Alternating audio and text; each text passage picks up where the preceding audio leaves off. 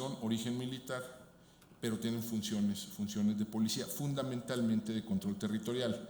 Ahora, ¿qué busca o cuál es el argumento del gobierno que, o al menos hasta donde se puede inteligir? Se busca implantación territorial. Es un argumento de poner botas en el terreno, de que lo que se requiere, y eso es muy insistente, tanto el presidente como el secretario en este punto, que se necesita más presencia federal, que con 10,000 policías federales, que es una cifra que es más o menos inventada, pero que no pueden hacer nada, ¿no? O sea, la idea fundamental es poner personal federal de manera permanente en diferentes puntos del territorio, ¿no? ¿Y pues qué motiva su creación? Pues yo creo que son varias cosas. Esto, digamos, sí responde a una tendencia más larga donde gradualmente hemos ido nacionalizado o federalizado el problema de la seguridad, ¿no? Desde los 90 crecientemente el gobierno federal tiene un rol cada vez más importante en la materia. Esto es desde la creación del Sistema Nacional de Seguridad Pública ya en el 94-95. Segundo, ha habido, digamos, un discurso de emergencia, ¿no? Y de parte del equipo de seguridad del gobierno, y así lo han presentado, ¿no? Que el país no puede esperar, el país tiene prisa, tiene que resolver ya el fenómeno, no puede darse el lujo de un proceso gradual de construcción institucional, tiene que responder, nada de lo que se ha intentado hasta ahora sirve, y por lo tanto hay que empezar con la tabula rasa, ¿no? Tercero, yo creo que hay una desconfianza medio estructural hacia la Policía Federal, sin negar los problemas reales de corrupción que ha tenido la corporación. Sí se le ha percibido, yo creo que el nuevo equipo lo percibe, digamos, como la policía del viejo régimen, particularmente la policía calderonista, ¿no? Entonces, en ese sentido hay una desconfianza, había de arranque una desconfianza estructural hacia ese cuerpo. Y por último, yo creo que no es el estilo personal de gobierno del presidente, ¿no? Esta vocación centralizadora, que prefiere operar con pocos hilos, ¿no? Entonces quiere tener su policía, quiere tener su cuerpo de seguridad para ponerla en donde él decida en sus reuniones de las 6 de la mañana, ¿no? Yo creo que por ahí hay alguna parte de la explicación. La que sigue. Ahora, ¿en qué medida se parece esto a modelos extranjeros, algunos modelos que fueron invocados durante la discusión legislativa? Pues tiene algunas similitudes, es decir, algunas con los carabineros en Chile o con la Policía Nacional de Colombia, en el sentido que son cuerpos, digamos, de origen militar. La Policía Nacional de Colombia está ubicada administrativamente en el Ministerio de Defensa, los carabineros estuvieron mucho tiempo ubicados en el Ministerio de Defensa, o que ya están en el Ministerio del Interior, y que tienen funciones de policía. Yo creo que ahí hay algunas diferencias que son notables, ¿no? Y que a veces no olvidan. Esos son fundamentalmente policías que tienen una formación militar, no son militares convertidos en policías. Yo creo que sí hay una distinción ahí que es importante, ¿no? Y luego también se invocaron casos como el de Francia, como el de España, como el de Italia, y ahí yo creo que hay una diferencia que también es importante destacar. En Francia, en efecto, hay un cuerpo de este tipo, la gendarmería, que tal vez es el más viejo del mundo, existe desde el siglo XVIII, y sus antecedentes se remontan a la Edad Media, pero no, aquí el caso de España, la Guardia Civil data de 1844, los Carabinieri en Italia preceden a la creación del Estado italiano, ¿no? Es una creación del reino de Piamonte-Saboya, de Piamonte-Sicilia, perdón. Y estos cuerpos, sin embargo, es importante señalar, complementan a la policía, no la sustituyen.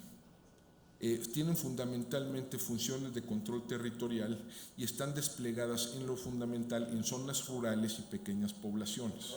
En zonas urbanas está la policía. Y es prácticamente imposible encontrar ejemplos donde se cree un cuerpo de gendarmería o un cuerpo de intermedio de esta naturaleza que se coma a la policía. Prácticamente no hay antecedentes de lo que estamos viendo actualmente en México.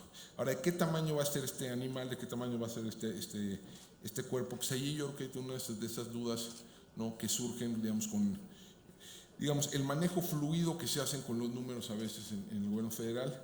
Las cifras han ido desde 50 hasta 70,000. En la presentación formal el 30 de junio se hablaron de 70,000 elementos, pero eso incluía a policías federales que sabemos hoy que no se han incorporado, ¿no? Entonces, ciertamente no es esa cifra.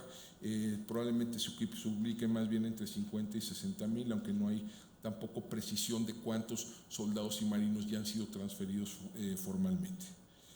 La composición es mayoritariamente militar, y después de lo sucedió con la Policía Federal todavía más. Y según el gobierno, en el mediano plazo, es decir, hacia 3-4 años, tendrá 130 a 140,000 elementos en la medida en que se cumplan las metas de reclutamiento que se han fijado. Ahora, la que sigue, por favor. ¿Qué es? A ver, haciendo una evaluación, ¿qué es lo bueno, qué es lo malo, qué es lo feo de este asunto, ¿no? Lo bueno es que, al menos formalmente, es una institución civil, ¿no? El proyecto original ubicaba esto en Sedena y la concebían como la cuarta arma, ¿no?, de las Fuerzas Armadas, ¿no?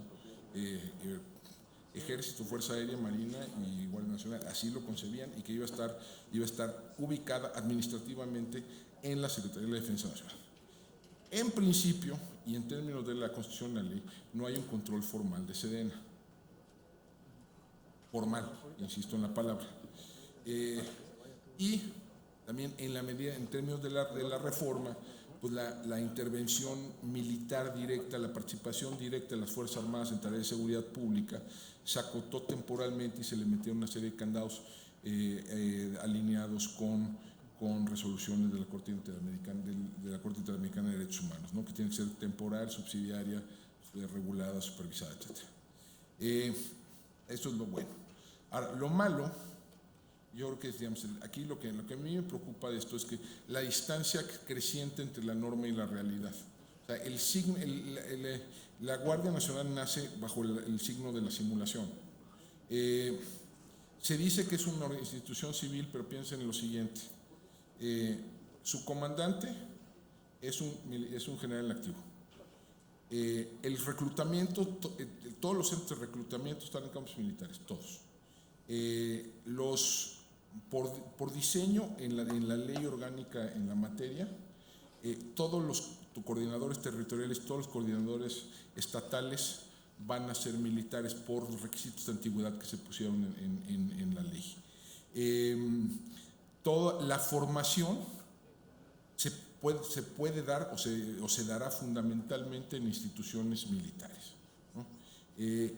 Como ya se mencionó, el pie veterano inicial es militar. Entonces, digamos, no nos hagamos tontos, es una institución militar, aunque la ley y la Constitución digan otra cosa. Y el control, otro dato, las transferencias que se están haciendo de gobiernos estatales y municipales para la construcción de cuarteles para la construcción de cuarteles de la Guardia Nacional se está haciendo no a la Secretaría de Seguridad y Protección Ciudadana, sino a la Secretaría de la Defensa Nacional. Eso lo pueden verificar, búsquenlo, es absolutamente transparente ese hecho. Entonces, digamos, es una institución militar. Entonces, digamos, aunque la norma diga otra cosa, y sí es preocupante, digamos, que haya esta simulación.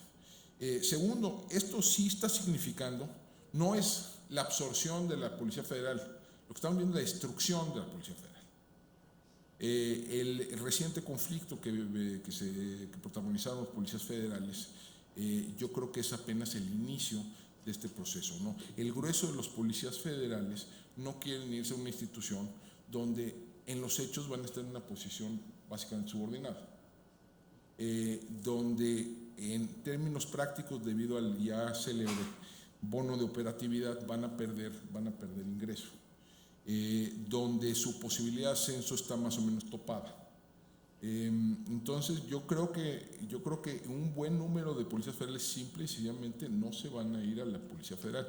Y piénsenlo así, apenas estamos en la primera mitad del tablero.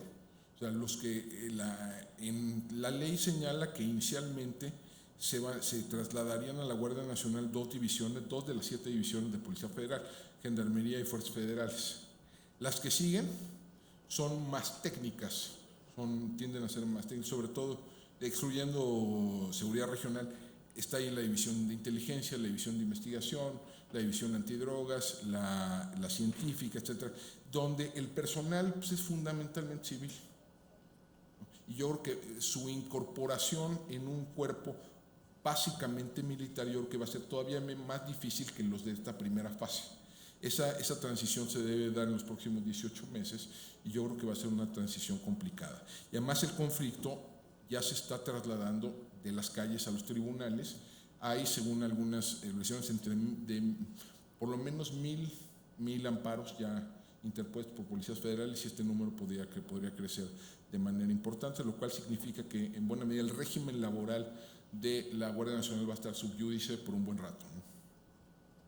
El tercer punto que a mí me preocupa es la relación de la Guardia Nacional con gobiernos estatales y municipales. La ley señala que la Guardia Nacional puede conocer de delitos del fuero común sujeto a convenios con gobiernos estatales, con autoridades estatales y municipales, pero también señala que excepcionalmente entre comillas, pueden recibir aportaciones de gobiernos estatales y municipales para financiar su presencia en esos lugares. Y ahí es donde yo creo que se va a juntar el hambre con las ganas de comer. Va a haber un incentivo de la Guardia Nacional de firmar este tipo de convenios que tengan estos clausulados presupuestales, y a su vez los gobiernos estatales y municipales va a ser más fácil simplemente pagar, traer a la Guardia Nacional y desentenderse de su propia responsabilidad, ¿no? Entonces, lo que esto nos puede generar un círculo vicioso en el cual la Guardia Nacional está rebasada porque la piden en muchos lugares, entonces firma más convenios para hacerse de recursos, pero eso a su vez hace que los gobiernos estatales y municipales se desentiendan de su responsabilidad y así nos vamos. Y luego el último, a mí sí me preocupa, es el quinto transitorio, ¿no?, de la reforma constitucional. Me preocupa porque si bien, digamos, le da un marco de actuación a las Fuerzas Armadas en sus tareas de seguridad pública, sí crea, yo creo que un incentivo político ahí medio perverso, porque en la medida en que la Guardia Nacional no alcance las metas de reclutamiento, no llegue al tamaño pronosticado y no logre la eficacia que le atribuyen, se puede generar una presión sobre esta soberanía en 2 o 3 años para ampliar el plazo. El artículo 5 de eso le da 5 años a las Fuerzas Armadas para actuar en tareas de seguridad pública. ¿Qué pasa si en 2 o 3 años tenemos una Guardia Nacional a medio construir y una Policía Federal destrozada? Que probablemente regresen aquí a esta legislatura y decir, ¿saben qué? Necesitamos extender el plazo. Y esto se nos empieza a eternizar, ¿no? Ahora, por último, y ya con esto ya voy a terminar, ¿va a funcionar? Bueno, todos estos problemas, a pesar de todos estos problemas, ¿va a funcionar? Pues no estoy muy seguro. En el corto plazo no creo que cambie la ecuación por una razón muy simple. Estas unidades de policía militar, de policía naval que se están integrando a la Guardia Nacional ya estaban desplegadas en